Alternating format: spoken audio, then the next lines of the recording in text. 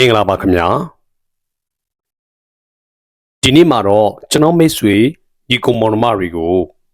ဒန်ဟစု hijack ရှက်စီနံပါတ် S210P နဲ့လာတဲ့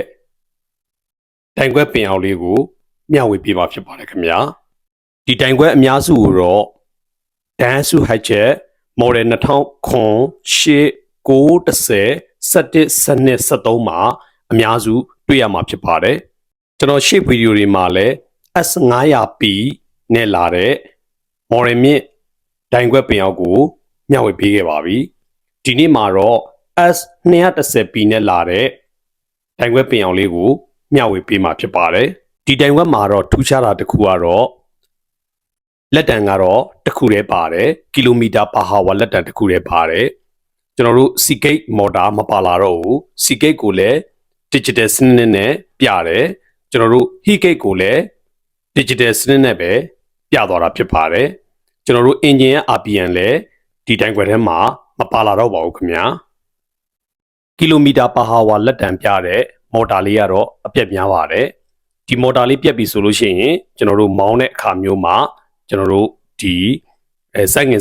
ဖြစ်ပါတယ်ပြီးရင်အတွင်းထဲမှာကျွန်တော်တို့ဒီဟာမျိုးမော်တာလေးတွေပါတာဖြစ်ပါတယ်ဒီမော်တာလေးပြက်ပြီဆိုလို့ရှိရင်ကိုကတော့မောင်းမိမဲ့ဒီလက်တံလေးကအတက်ကြမငြိမ်တာတို့ပြီးရင်အတက်ဆင်းနေမြန်နေတာတို့တော့ဒီလိုလက္ခဏာလေးတွေတွေ့ရတာဖြစ်ပါတယ်ကျွန်တော်နားမှာလည်းပြက်ပြီဆိုလို့ရှိရင်ဒီလိုမော်တာတွေပဲပြက်တာများပါတယ်ဒီလိုမော်တာလေးတွေလည်းလဲပေးရပါတယ်ခင်ဗျာဒီနေ့မှလည်းတောင်ကြီးရဆရာသမားတယောက်ကီလိုမတက်လို့ဆိုပြီးတော့မှတိုင်ခွက်လေးပို့လာလို့ပြင်ပေးဖြစ်ပါတယ်ဒီမှာလည်းသူကပုံမှန်အများစုကတော့ကျွန်တော်တို့ကီလိုမတက်ဘူးဆိုလို့ရှိရင်သူ့ရဲ့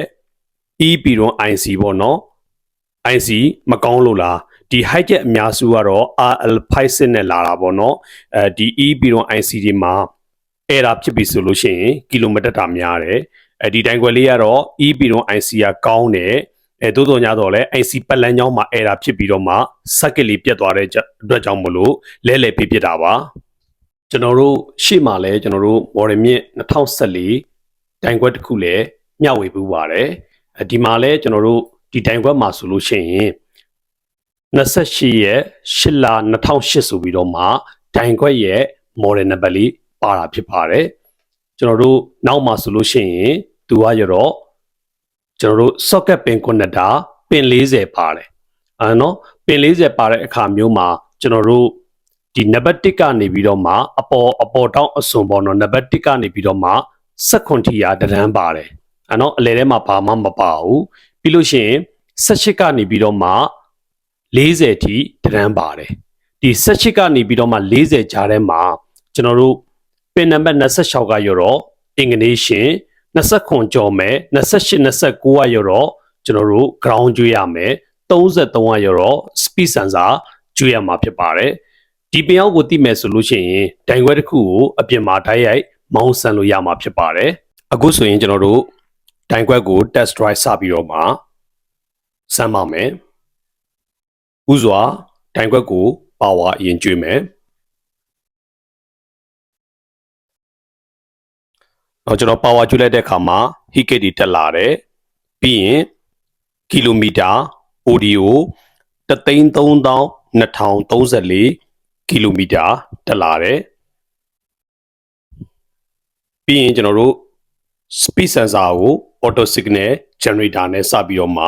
မောင်းကြည့်မယ်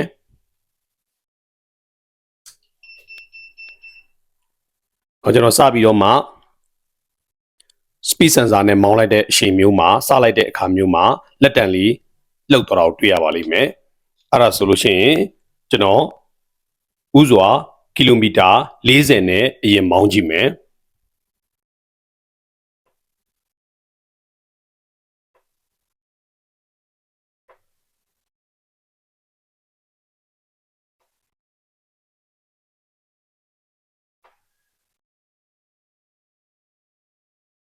ဒါကတော့ကီလိုမီတာ40နဲ့မောင်းတာပါ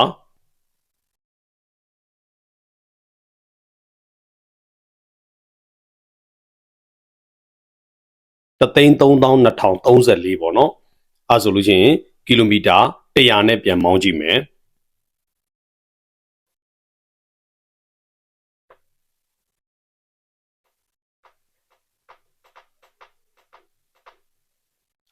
ဒါကတော့ကီလိုမီတာပါဟာဝါ100နဲ့မောင်းတာပေါ့နော်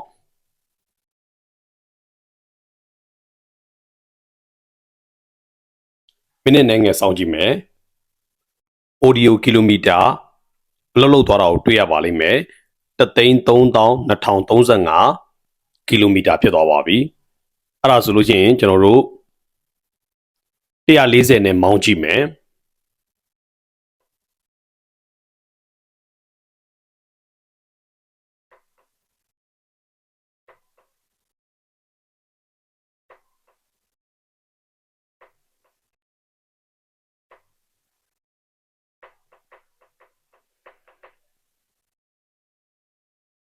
ဒါတော့ကီလိုမီတာပါဟာဝါ140နဲ့မောင်းထားတာဖြစ်ပါတယ်အဲ့ဒီအခါမျိုးမှာ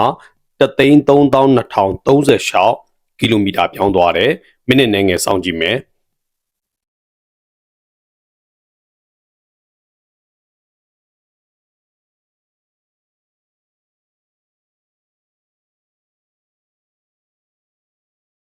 ပြောင်းသွားပြီ132,239ကီလိုမီတာဖြစ်သွားပါပြီ